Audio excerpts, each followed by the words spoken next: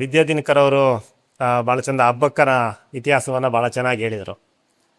ನಾನು ಭಾಷಣಕಾರ ಅಲ್ಲ ಮತ್ತು ನಾನು ಉಪನ್ಯಾಸಕ ಕೂಡ ಅಲ್ಲ. ನನಗೆ ಲೆಕ್ಚರ್ ಮಾಡಿ ಗೊತ್ತಿಲ್ಲ. ವಿದ್ಯಾದಿನಕರ್ ಈ ಹಿಂದೆ ಜರ್ನಲಿಸಮ್ ಸ್ಟೂಡೆಂಟ್ಗಳಿಗೆ ಪಾಠ ಕೂಡ ಮಾಡಿದರು ಹಿಂದೆ. ಅದರಿಂದ ಅವರು ಬಹಳ ಚಂದ ಮಾಡಿ ವಿವರಣೆಯನ್ನು ಕೊಟ್ಟರು ಅಬ್ಬಕ್ಕರ ಬಗ್ಗೆ.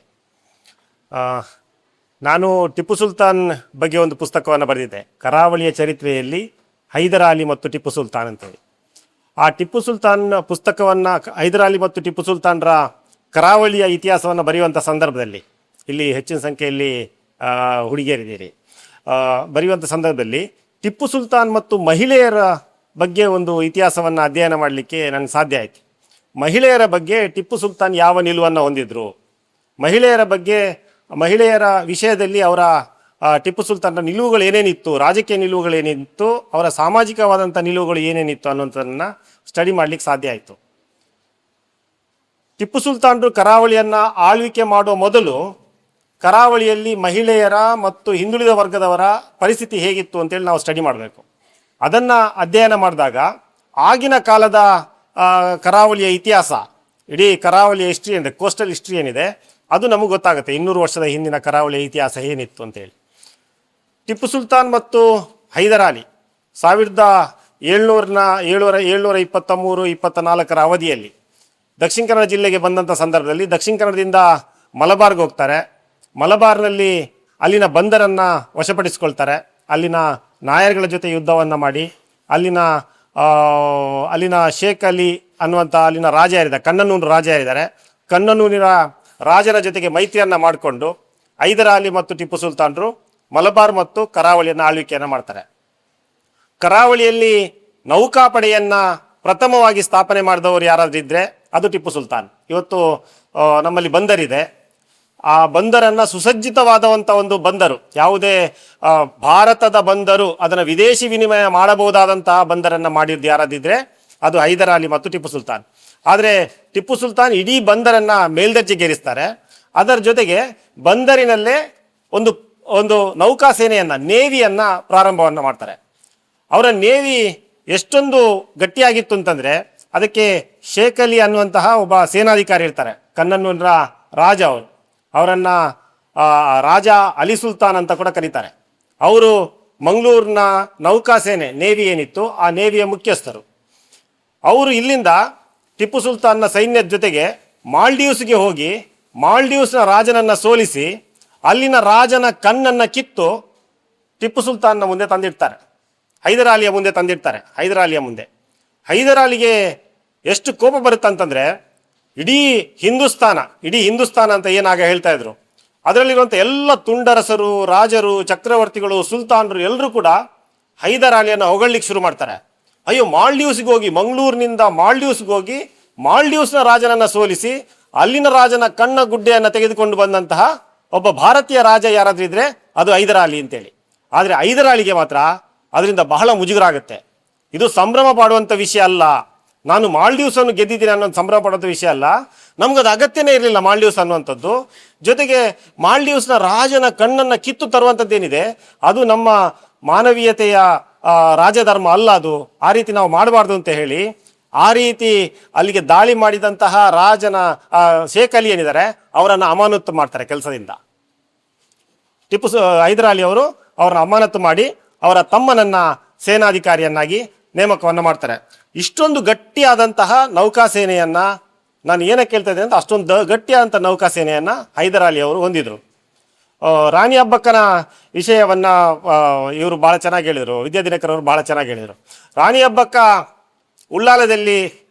ಉಳ್ಳಾಲದಲ್ಲಿ ಸಾಮ್ರಾಜ್ಯವನ್ನು ಕಟ್ಟಿಕೊಂಡು, ಒಂದು ಸೈನ್ಯವನ್ನು ಕಟ್ಟಿಕೊಂಡು, ಅದರಲ್ಲಿ ಮೊಗವೀರರು, ಮುಸ್ಲಿಮರು ಎಲ್ಲರೂ ಸೇರಿದಂತಹ ಒಂದು ಉತ್ತಮವಾದಂಥ ಸೈನ್ಯ ಅದು. ಆ ಸೈನ್ಯ ಪೋರ್ಚುಗೀಸರನ್ನು ಹಿಮ್ಮೆಟ್ಟಿಸುತ್ತೆ ಮತ್ತು ಯಾವುದೇ ಸಂದರ್ಭದಲ್ಲೂ ಕೂಡ ಅವರು ಪೋರ್ಚುಗೀಸರೊಂದಿಗೆ ರಾಜಿ ಆಗುವುದಿಲ್ಲ ಅನ್ನುವಂಥ ನಿರ್ಧಾರಕ್ಕೆ ಬರ್ತಾರೆ. ಇದೆಲ್ಲವೂ ಕೂಡ ಟಿಪ್ಪುವಿಗೆ ಗೊತ್ತಿತ್ತು. ಟಿಪ್ಪು ಮತ್ತು ರಾಣಿ ಅಬ್ಬಕ್ಕನ ಮಧ್ಯೆ 205-206 ವರ್ಷಗಳ ಅಂತರ ಇದೆ. 200-206 ವರ್ಷಗಳ ಅಂತರ ಇದೆ. ನಮಗೂ ಟಿಪ್ಪು ಸುಲ್ತಾನ್ಗೆ ಇರುವಂಥ ಅಂತರ ಏನಿದೆಯೋ ಅದು ರಾಣಿ ಅಬ್ಬಕ್ಕನಿಗೂ ಟಿಪ್ಪು ಸುಲ್ತಾನ್ಗೂ ಇರುವಂಥ ಅಂತರ.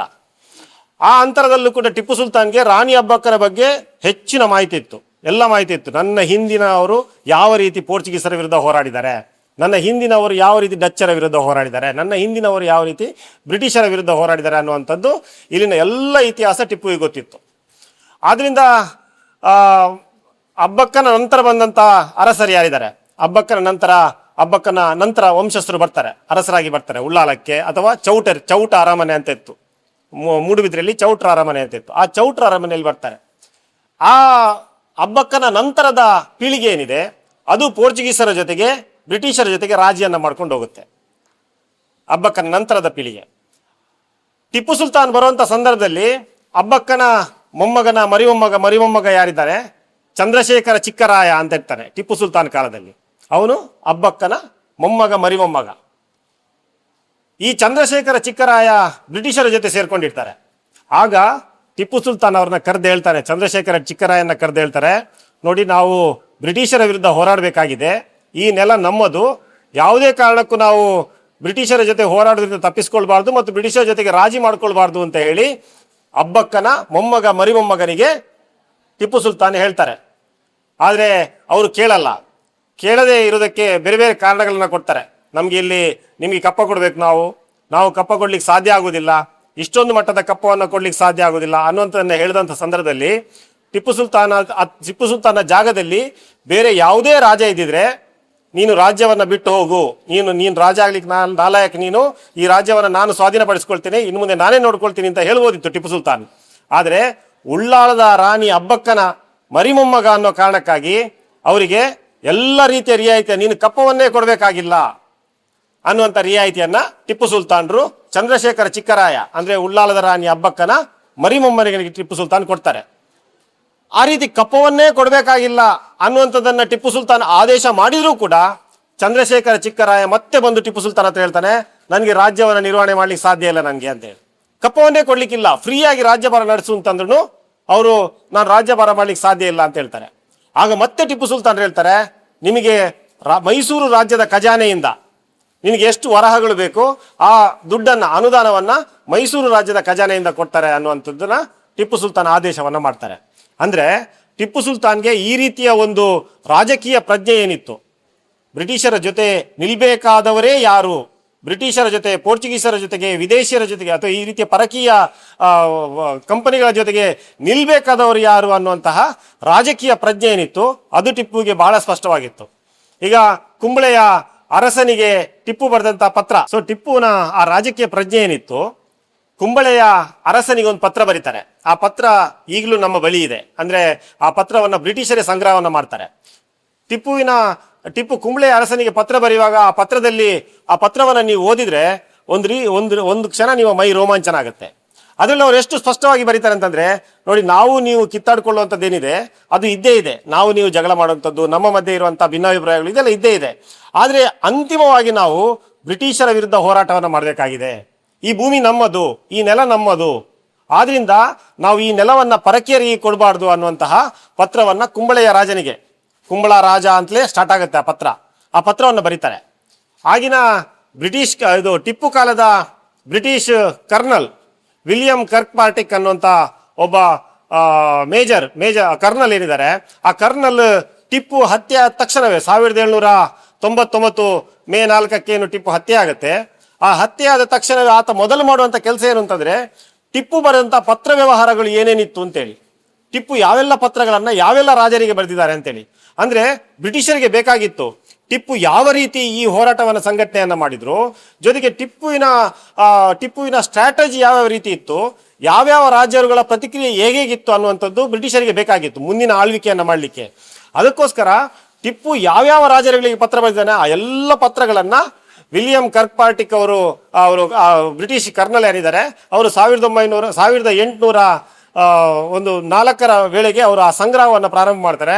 1823 ವೇಳೆಗೆ ಅವರ ಪತ್ರ ವ್ಯವಹಾರಗಳದ್ದೇ ಒಂದು ಪುಸ್ತಕವನ್ನ ಬ್ರಿಟಿಷ್ ಸರ್ಕಾರನೇ ಅದನ್ನ ಪ್ರಕಟ ಮಾಡುತ್ತೆ. ಆಗಿನ ಬ್ರಿಟಿಷ್ ಸರ್ಕಾರ ಆ ಪುಸ್ತಕವನ್ನೇ ಪ್ರಕಟ ಮಾಡುತ್ತೆ. ಆ ಪುಸ್ತಕ ಈಗಲೂ ಕೂಡ ನಿಮಗೆ ಲಭ್ಯ ಇದೆ. ಆ ಪುಸ್ತಕವನ್ನು ನೀವು ಓದ್ಬೋದಾ, ಅಲ್ಲಿ ಟಿಪ್ಪುವಿನ ಪತ್ರಗಳನ್ನ ಅಚ್ಚೊತ್ತಲಾಗಿದೆ. ಎಲ್ಲ ಟಿಪ್ಪುವಿನ ಪತ್ರಗಳು ಅದರಲ್ಲಿದೆ. ಅದರಲ್ಲಿ ಮುಕ್ಕಾಲು ವಾಸಿ ಪತ್ರಗಳು ಯಾವುದು ಅಂತಂದ್ರೆ, ಮಂಗಳೂರು ಮತ್ತು ಟಿಪ್ಪುವಿನ ಮಧ್ಯೆ ಇದ್ದಂತಹ ಸಂಬಂಧಗಳೇ ಆ ಪತ್ರಗಳಲ್ಲಿ ಗೊತ್ತಾಗುತ್ತೆ. ಬೇರೆ ಬೇರೆ ದೇಶಗಳಿಗೆ ಟಿಪ್ಪು ಪತ್ರ ಬರೀತಾರೆ. ಆ ಪತ್ರದಲ್ಲಿ ಆ ಪತ್ರಗಳೆಲ್ಲವೂ ಕೂಡ ಮಂಗಳೂರಿನ ಮೂಲಕ, ಬಂದರಿನ ಮೂಲಕ ಆ ದೇಶಗಳಿಗೆ ಕಳಿಸ್ತಾರೆ. ಮಂಗಳೂರಿನ ಮೂಲಕ ರಾಯಭಾರಿಗಳನ್ನು ಕಳುಹಿಸಿ ಆ ದೇಶಗಳಿಗೆ ಪತ್ರವನ್ನು ಕಳಿಸ್ತಾರೆ. ಅದರಲ್ಲಿ ಮಂಗಳೂರಿನಲ್ಲಿ ಮುತ್ತಿನ ಹವಳ ಏನಿದೆ, ಸಮುದ್ರದ ಅಡಿಯಲ್ಲಿ ಹವಳಗಳೇನು ಸಿಗುತ್ತೆ, ಆ ಹವಳಗಳನ್ನು ಹುಡುಕಬೇಕು ಅನ್ನುವಂಥ ನಿಟ್ಟಿನಲ್ಲಿ ಅವರ ಪ್ರಯತ್ನಗಳು. ವಿದೇಶಗಳ ಮೂಲಕ ಮಂಗಳೂರಿನ ಮೂಲಕ ರೇಷ್ಮೆಯನ್ನು ತಂದಿದ್ದಿರ್ಬೋದು. ಮತ್ತು ಮಂಗಳೂರಿನ ಬಂದರಿನ ಮೂಲಕ ನೀವು ಬೇರೆ ಬೇರೆ ಯಾರು ಕುಶಲಕರ್ಮಿಗಳನ್ನ ಕರೆಸಿದ್ದಾಗಿರ್ಬೋದು. ಇದೆಲ್ಲವೂ ಕೂಡ ಆ ಪತ್ರ ವ್ಯವಹಾರಗಳಲ್ಲಿ ನಮಗೆ ಸ್ಪಷ್ಟವಾಗಿ ಗೊತ್ತಾಗುತ್ತೆ. ಅವರು ಎಷ್ಟೊಂದು ಟಿಪ್ಪು ಆ ಕಾಲದಲ್ಲಿ ಇದ್ರು ಅಂತಂದರೆ, ಬೇರೆ ಬೇರೆ ಅರಸರುಗಳು ಯಾರಿದ್ದಾರೆ, ಈ ಸಣ್ಣ ಒಂದೊಂದು ಗ್ರಾಮ, 3 ಗ್ರಾಮಗಳಿಗೊಂದು ಅರಸರು. ಈ ಕರಾವಳಿಯನ್ನ ರಾಜನಿಲ್ಲದ ಊರು ಅಂತ ಹೇಳ್ತಾರೆ. ಇಲ್ಲಿಗೆ ರಾಜ ಅಂತ ಒಬ್ಬ ಇಲ್ಲ. ಇಡೀ ಕರಾವಳಿಗೆ ಒಬ್ಬ ರಾಜ ಅಂತ ಇಲ್ಲ. ಇಡೀ ಕರಾವಳಿಗೆ 5-6 ರಾಜರುಗಳು, 10-6 ರಾಜರುಗಳಿದ್ರು. ಮೂಡಬಿದಿರೆಗೆ ಒಂದು ರಾಜ, ಬೆಳ್ತಂಗಡಿಗೆ ಒಂದು ರಾಜ, ಬಂಗಾಡಿಗೆ ಒಬ್ಬ ರಾಜ, ಮಂಗಳೂರಿಗೊಬ್ಬ ರಾಜ, ಉಳ್ಳಾಲಕ್ಕೊಬ್ಬ ರಾಜ. ರಾಜನಿಲ್ಲದ ಊರಿದು.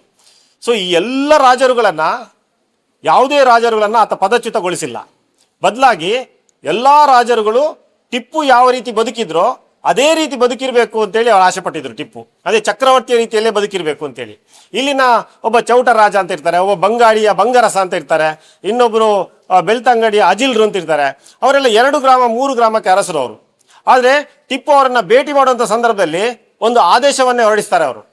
ಯಾವುದೇ ಸೀಮೆಯ ರಾಜ ನನ್ನನ್ನು ಭೇಟಿಯಾಗುವಂಥ ಸಂದರ್ಭದಲ್ಲಿ ಬಿರುದು ಬಾವಳಿಗಳ ಜೊತೆಗೆ ಬರಬೇಕು ಅಂತೇಳಿ.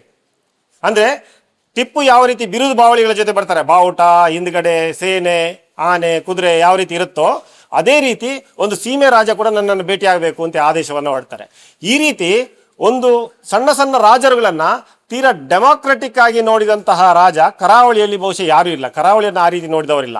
ಕರಾವಳಿಯನ್ನು ಅದಕ್ಕಿಂತ ಮೊದಲು ಕೆಳದಿಯ ರಾಣಿ ಚೆನ್ನಮ್ಮ ಆಳ್ವಿಕೆಯನ್ನು ಮಾಡ್ತಾರೆ, ಅಥವಾ ಇಕ್ಕೇರಿಯವರ ಆಳ್ವಿಕೆಯನ್ನು ಮಾಡ್ತಾರೆ. ಅವರೆಲ್ಲರೂ ಕೂಡ ಧರ್ಮ ಸಹಿಷ್ಣುಗಳಾಗಿದ್ರು. ಕೆಳದಿಯ ರಾಣಿ ಚೆನ್ನಮ್ಮ ಅಂತೂ ಕರಾವಳಿಯ ಎಲ್ಲ ಮಸೀದಿಗಳು, ಚರ್ಚ್ಗಳು, ಅದಕ್ಕೆ ಸ್ಥಳಗಳನ್ನು ಕೊಟ್ಟದ್ದೇ ಕೆಳದಿಯ ರಾಣಿ ಚೆನ್ನಮ್ಮ, ಚರ್ಚ್ಗಳು, ಮಸೀದಿಗಳಿಗೆಲ್ಲ. ಆನಂತರ ಉಳ್ಳಾಲದ ರಾಣಿ ಹಬ್ಬಕ್ಕ ಕೂಡ ಚರ್ಚ್ಗಳಿಗೆ, ಮಸೀದಿಗಳಿಗೆ ಸ್ಥಳವನ್ನು ಕೊಡ್ತಾರೆ.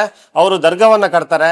ಉಳ್ಳಾಲದ ರಾಣಿ ಹಬ್ಬಕ್ಕ ಒಂದು ದರ್ಗವನ್ನೇ ಕಟ್ತಾರೆ. ಈ ರೀತಿ ಧರ್ಮ ಸಹಿಷ್ಣುಗಳಾಗಿದ್ರು. ಟಿಪ್ಪು ಸುಲ್ತಾನ್ ಧರ್ಮದ ಬಗ್ಗೆ ಯಾವತ್ತೂ ಹೆಚ್ಚು ತಲೆಯನ್ನು ಕೆಡಿಸ್ಕೊಂಡಿಲ್ಲ. ಧರ್ಮದ ಬಗ್ಗೆ ಒಂದು ಮಸೀದಿಯನ್ನು ಕಟ್ಟಿದ್ದು ಬಿಟ್ಟರೆ, 2 ಮಸೀದಿಯನ್ನು ಕಟ್ಟಿದ್ದು ಬಿಟ್ಟರೆ ಬೇರೆ ಯಾವುದೇ ಮಸೀದಿಯನ್ನು ಟಿಪ್ಪು ಕಟ್ಟಿಲ್ಲ. ಟಿಪ್ಪು ಎಲ್ಲ ಧರ್ಮಕ್ಕೆ ಬೇಕಾದಂತಹ ಸಹಕಾರವನ್ನು ಕೊಡ್ತಾ ಇದ್ರು. ಅದು ಶೃಂಗೇರಿಯ ಪೀಠಕ್ಕಿರ್ಬೋದು, ಪೇಶ್ವೆಗಳಿಂದ ಸಮಸ್ಯೆ ಆದಾಗಿರ್ಬೋದು, ಅಥವಾ ಹೊಸನಗರ ರಾಮಚಂದ್ರಾಪುರ ಮಠಕ್ಕಿರ್ಬೋದು, ಅಥವಾ ಸೋದೆ ಸ್ವರ್ಣವಲ್ಲಿ ಪೀಠಕ್ಕೆ ಪೇಶ್ವೆಗಳು ದಾಳಿ ಮಾಡಿದಾಗಿರ್ಬೋದು. ಆ ಎಲ್ಲ ಸಂದರ್ಭದಲ್ಲಿ ಅವರು ಸಹಾಯವನ್ನು ಮಾಡ್ತಾರೆ. ಅದು 2 ಮಸೀದಿಯನ್ನು ಕಟ್ತಾರೆ. ಒಂದು ಇಲ್ಲಿ ಯಾವುದು ಬಂದರಲ್ಲಿರುವಂಥ ಬೆಳಿಯಪಲ್ಲಿ ಅಂತ ಏನು ಹೇಳ್ತಾರೆ, ದೊಡ್ಡಪಲ್ಲಿ ಅಂತ ಏನು ಹೇಳ್ತಾರೆ, ಝೀನತ್ ಬಕ್ಸ್ ಮಸೀದಿ. ಇನ್ನೊಂದು ಫೌಜ್ ಮಸೀದಿ ಅಂತ ಹೇಳಿ ಅದು ಸೈನಿಕರಿಗಿರುವಂಥದ್ದು. ಇನ್ನೊಂದು ಈದ್ಗಾ ಮೈದಾನದಲ್ಲಿರುವಂಥ ಮಸೀದಿ. ಈ 3 ಮಸೀದಿಗಳನ್ನು ಅವರು ಕಟ್ತಾರೆ. ವಿಶೇಷ ಏನು ಅಂತಂದರೆ, ಯಾವುದೇ ಮುಸ್ಲಿಂ ರಾಜ ಕಟ್ಟಿರುವಂಥ ಮಸೀದಿಗೆ ಮಹಿಳೆಯರ ಹೆಸರನ್ನು ಇಲ್ಲಿವರೆಗೆ ಇಟ್ಟಿಲ್ಲ. ಮಹಿಳೆಯರ ಹೆಸರನ್ನಿಟ್ಟಂತಹ ಏಕೈಕ ರಾಜ ಟಿಪ್ಪು ಸುಲ್ತಾನ್. ಝೀನತ್ ಬಕ್ಸ್ ಮಸೀದಿ ಅನ್ನುವಂಥದ್ದೇನಿದೆ, ಮಹಿಳೆಯರ ಹೆಸರಲ್ಲಿರುವಂಥ ಮಸೀದಿ. ಬಹುಶಃ ಮಂಗಳೂರಲ್ಲಾಗಲಿ ಕರ್ನಾಟಕದಲ್ಲಾಗಲಿ ಎಲ್ಲೂ ಕೂಡ ಮಹಿಳೆಯರ ಹೆಸರಲ್ಲಿ ಮಸೀದಿ ಇಲ್ಲ. ಮತ್ತು ಮಹಿಳೆಯ ಹೆಸರಲ್ಲಿ ಒಂದು ಕೋಟೆಯನ್ನು ಕಟ್ಟಿದಂಥ ರಾಜ ಇದ್ರೂ ಕೂಡ ಅದು ಕೂಡ ಟಿಪ್ಪು ಸುಲ್ತಾನ್. ಜಮಲಾಬಾದ್ ಫೋರ್ಟ್, ಅವರ ತಾಯಿಗೆ ಜಮಲಾಬಿ ಅಂತ ಕೂಡ ಕರಿತಾ ಇದ್ರು. ಆ ಜಮಲಾಬಿ ಅವರ ಹೆಸರಿನಲ್ಲಿ ಜಮಲಾಬಾದ್ ಫೋರ್ಟ್ ಅನ್ನುವಂಥ ಕೋಟೆಯನ್ನು ಕಟ್ತಾರೆ. ಈಗ ನೋಡಿ, ಬೆಂಗಳೂರಲ್ಲಿ ಕೆಂಪೇಗೌಡ ಕಟ್ಟಿದಂಥ ಕೋಟೆ ಇದೆ. ಕೆಂಪೇಗೌಡ ಕಟ್ಟಿದ ಕೋಟೆ ಮಣ್ಣಿನ ಕೋಟೆ. ಆ ಮಣ್ಣಿನ ಕೋಟೆಯನ್ನು ಒಡೆದು ಟಿಪ್ಪು ಸುಲ್ತಾನರು ಅದನ್ನು ಕಲ್ಲಿನ ಕೋಟೆಯನ್ನೇ ಕಟ್ಟಿದ್ರು. ಈ ಮಣ್ಣಿನ ಕೋಟೆ ಕಟ್ಟುವಂಥ ಸಂದರ್ಭದಲ್ಲಿ, ಕೆಂಪೇಗೌಡರು ಮಣ್ಣಿನ ಕೋಟೆಯನ್ನು ಕಟ್ಟುವಂಥ ಸಂದರ್ಭದಲ್ಲಿ ಆ ಕೋಟೆಯ ದಿಡ್ಡಿ ಬಾಗಿಲು ನಿಲ್ತಾ ಇರಲಿಲ್ಲ. ಇದು ಯಾಕೆ ಕೋಟೆಯ ದಿಡ್ಡಿ ಬಾಗಿಲು ನಿಲ್ತಾ ಇಲ್ಲ ಅಂತ ಯೋಚನೆ ಮಾಡಿದಾಗ ಅವರು ಜ್ಯೋತಿಷ್ಯರ ಹತ್ರ ಹೋಗ್ತಾರೆ ಕೆಂಪೇಗೌಡರು. ಯಾಕೆ ನಮ್ಮ ಕೋಟೆಯ ದಿಡ್ಡಿ ಬಾಗಿಲು ನಿಲ್ತಾ ಇಲ್ಲ ಅಂತೇಳಿ ಜ್ಯೋತಿಷ್ಯರು ಹೇಳ್ತಾರೆ, ಯಾವುದಾದ್ರು ಗರ್ಭಿಣಿಯ ನರಹತ್ಯೆಯನ್ನು ಮಾಡಬೇಕು, ನರಬಲಿಯನ್ನು ಕೊಡಬೇಕು ಅಂತ ಹೇಳ್ತಾರೆ. ಗರ್ಭಿಣಿಯ ನರಬಲಿಯನ್ನು ಕೊಡಬೇಕು ಅಂತ, ತುಂಬು ಗರ್ಭಿಣಿ ಆಗಿರಬೇಕು, 9 ತಿಂಗಳ ತುಂಬು ಗರ್ಭಿಣಿಯ ಬಲಿಯನ್ನು ಕೊಡಬೇಕು ಅಂತೇಳಿ. ಯಾರನ್ನು ಕೊಡೋದು? ಬಲಿಯನ್ನು ಕೊಡೋಕ್ಕೆ ಯಾರು ರೆಡಿ ಇಲ್ಲ, ತುಂಬು ಗರ್ಭಿಣಿ ಬಲಿ ಕೊಡಬೇಕಲ್ಲ. ಆಗ ಕೆಂಪೇಗೌಡರು ಅವರ ಸೊಸೆ ಲಕ್ಷ್ಮಿ ತುಂಬು ಗರ್ಭಿಣಿ ಆಗಿರ್ತಾರೆ, ಅವರ ನರಬಲಿಯನ್ನು ಕೊಡ್ತಾರೆ. ಆದರೆ ಇತಿಹಾಸದಲ್ಲಿ ಏನು ಉಲ್ಲೇಖ ಮಾಡ್ತಾರೆ ಅಂತಂದರೆ, ಆ ಲಕ್ಷ್ಮಿ ತಾನಾಗಿಯೇ ಬಂದು ನರಬಲಿಯನ್ನು ಬಲಿ ಕೊಟ್ಟರು, ತಲೆ ಕೊಟ್ಟರು ಅಂತೇಳಿ ತಾನಾಗಿಯೇ ತಂದು ಕೊಟ್ಟರು. ಮರುದಿವಸ ಬೆಳಿಗ್ಗೆ ನೋಡಿದಾಗ ಗರ್ಭಿಣಿಯ ನರಹತ್ಯೆ ಆಗಿದೆ ಅಂತ ಹೇಳ್ತಾರೆ. ಇವತ್ತಿಗೂ ಕೂಡ ಬೆಂಗಳೂರಿನ BBMPಯ ಕಚೇರಿಯ ಎದುರುಗಡೆ ಆ ಲಕ್ಷ್ಮಿಯ ಒಂದು ವಿಗ್ರಹ ಇದೆ. ಲಕ್ಷ್ಮಿಯ ವಿಗ್ರಹ ಮಾಡಿ ಅದಕ್ಕೆ ಮಾಲಾರ್ಪಣೆಯನ್ನು ಮಾಡಿದ್ದಾರೆ. ಅದನ್ನು ಆ್ಯಕ್ಚುಲಿ ತೆಗಿಸಬೇಕಾಗಿದ್ದು, ಯಾಕಂದರೆ ಅದೊಂಥರ ಮೂಢನಂಬಿಕೆ. ಆ ಮೂಢನಂಬಿಕೆಯನ್ನು ಪ್ರಮೋಟ್ ಮಾಡುವಂಥದ್ದು ತಪ್ಪು. ಆ ರೀತಿ ನರಬಲಿಯನ್ನು ಮಾಡುವಂಥದ್ದು. ನಾನು ಏನು ಹೇಳಕ್ಕೆ ಹೊರಟಿದ್ದೇನೆ ಅಂತಂದರೆ, ಒಂದು ನರಬಲಿಗೆ ಅಥವಾ ನರಬಲಿಗೆ ಗರ್ಭಿಣಿ ಮಹಿಳೆ ತನ್ನ ತಲೆಯನ್ನೇ ಕೊಟ್ಟರು ಕೂಡ, ಪ್ರಾಣವನ್ನು ತ್ಯಾಗ ಮಾಡಿದ್ರು ಕೂಡ ಕೆಂಪೇಗೌಡರು ಆ ಕೋಟೆಗೆ ಲಕ್ಷ್ಮಿಯ ಹೆಸರನ್ನಿಟ್ಟಿಲ್ಲ, ಮಹಿಳೆಯ ಹೆಸರನ್ನಿಡಲ್ಲ. ಕೆಂಪೇಗೌಡರ ಕೋಟೆ ಅಂತಲೇ ಇಟ್ಟರು, ಕೆಂಪೇಗೌಡರ 4 ದ್ವಾರಗಳು ಅಂತಲೇ ಇಟ್ಟರು. ಆದರೆ ಟಿಪ್ಪು ಸುಲ್ತಾನು ತಾನೇ ಬ್ರಿಟಿಷರಿಂದ ಗೆದ್ದುಕೊಂಡಂತಹ, ತಾನೇ ಯುದ್ಧ ಮಾಡಿ ಗೆದ್ದುಕೊಂಡಂತಹ ಕೋಟೆಯು ಕೂಡ ಜಮಲಾಬಾದ್ ಕೋಟೆ ಅನ್ನುವಂಥನ್ನಿಟ್ಟರು. ಈ ರೀತಿ ಟಿಪ್ಪುವಿನ ಇತಿಹಾಸವನ್ನು ನಾವು ಮಹಿಳೆಯ ಕಣ್ಣಿಂದ ನೋಡುವಂತಾಗಬೇಕು. ಈ ರೀತಿ ಟಿಪ್ಪುವಿನ ಇತಿಹಾಸವನ್ನು, ಆಗಿನ ಕಾಲದ ಇತಿಹಾಸ ಏನಿದೆ ಆ ಇತಿಹಾಸವನ್ನು ಓದುವಂತಾಗಬೇಕು ಅಂತ ಹೇಳ್ತಾ ನನ್ನ ಮಾತನ್ನು ಮುಗಿಸ್ತೀನಿ. Thank you.